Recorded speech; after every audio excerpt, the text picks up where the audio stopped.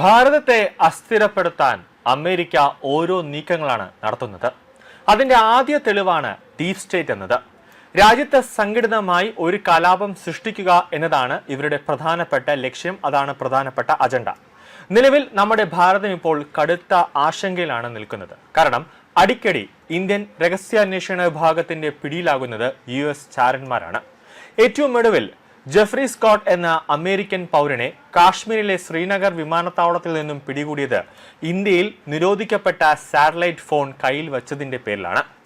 GPS tracking ഉപകരണവും ഇയാളുടെ കൈവശം ഉണ്ടായിരുന്നു. ഇത് രണ്ടും വിഘടനവാദ പ്രവർത്തനം നടത്തുന്നവരും രാജ്യദ്രോഹ പ്രവർത്തനം നടത്തുന്നവരും കൈവശം വയ്ക്കുന്ന ഉപകരണങ്ങളാണ്. സാറ്റലൈറ്റ് ഫോണും GPS ട്രാക്കിങ്ങും ഒക്കെ ഇന്ത്യയിൽ ഉപയോഗിക്കണമെങ്കിൽ കേന്ദ്ര സർക്കാരിന്റെ അനുവാദം വേണം എന്നതാണ് പ്രധാനപ്പെട്ട കാര്യം. അതായത് കേന്ദ്ര സംസ്ഥാന ടെലികോം അധികൃതരുടെ മുൻകൂട്ടിയുള്ള സമ്മതപത്രമോ അനുവാദമോ ഇല്ലാതെ ഇന്ത്യയിൽ സാറ്റലൈറ്റ് ഫോൺ ഉപയോഗിക്കാൻ പാടില്ല എന്നതാണ് പ്രധാനപ്പെട്ട കാര്യം.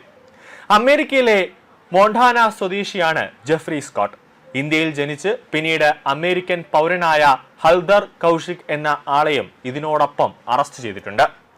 ഇന്ത്യ എന്ന മഹാരാജ്യത്തെ വെട്ടിമുറിക്കാൻ വെമ്പൽ കൊള്ളുന്ന വടക്ക് കിഴക്കൻ സംസ്ഥാനങ്ങളിലെ വിഘടനവാദ ഗ്രൂപ്പുകൾക്ക് ആയുധ പരിശീലനവും ഡ്രോൺ പരിശീലനവും നൽകാൻ വന്ന അമേരിക്കൻ ചാരൻ മാത്യു വാണ്ടേക്കിനെ കൊൽക്കത്ത വിമാനത്താവളത്തിൽ നിന്നാണ് NIA പിടികൂടിയത്.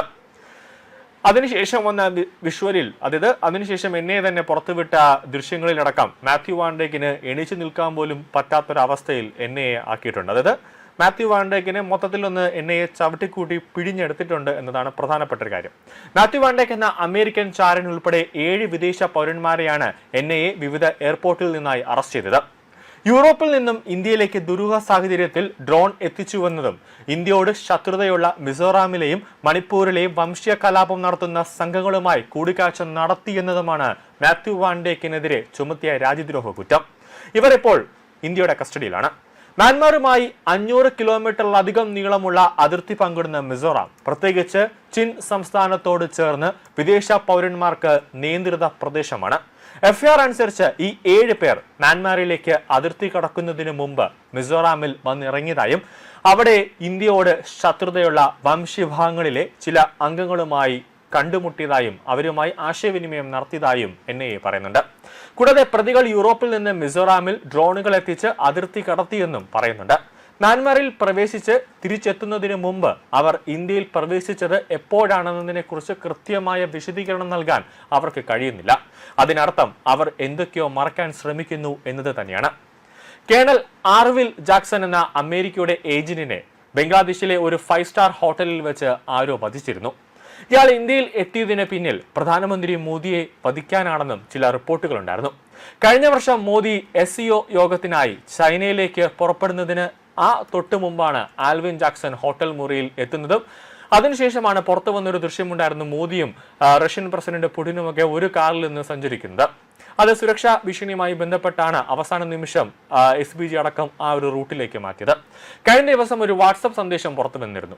അടുത്ത ഒരു വർഷത്തിനകം മോദി സർക്കാരിനെ അട്ടിമറിക്കാൻ അമേരിക്കൻ ഡീപ് സ്റ്റേറ്റിന് പദ്ധതി ഉണ്ട് എന്നായിരുന്നു ആ സന്ദേശം. ഇന്ത്യയിൽ കുഴപ്പങ്ങൾ സൃഷ്ടിക്കാനും മോദി സർക്കാരിനെ അട്ടിമറിക്കാനും US സർക്കാരിലെ ഒരു വിഭാഗം ഉത്തരവുകൾ പുറപ്പെടുവിച്ചിട്ടുണ്ടെന്നുമാണ് ആ സന്ദേശത്തിൽ പറയുന്നത്.